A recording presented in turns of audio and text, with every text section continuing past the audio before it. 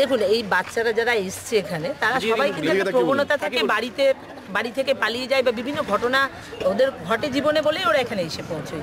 এবার এই প্রবণতা থেকেই ওরা পালানোর চেষ্টা করেছে এবং পালাতে গিয়ে আমাদের সঙ্গে সঙ্গে খবর পেয়েছে সুপার এবং এসে তাদেরকে রেস্কিউও করেছে। তার মধ্যেও দু একজন পালিয়ে গেছে, তাদেরকে তাদের যে বাড়ির ঠিকানা বা যেখানে যেতে পারে এই নিয়ে আমাদের থানায় ডায়েরি হয়েছে এবং তাদেরকে খোঁজা। মোট কজন পালিয়েছে? আপাতত 5 জনের কথাই আমরা জানি যে ওরাই এখন পালিয়ে আছে। ওদেরকে আমরা তার মধ্যেও আমরা হয়তো পেয়ে যাবো। এরা কবে এসেছিল এখানে?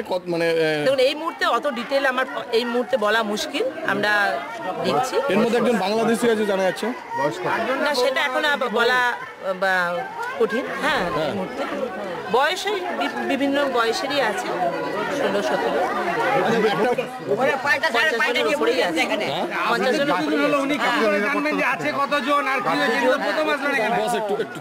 আমাদের তদন্ত চলছে, আমাদের বিভিন্ন স্তরে যেন মেয়েদেরকে আমরা রেস্কিউ করার চেষ্টা করছি, সব দিকে আমাদের খবর দেওয়া হয়েছে।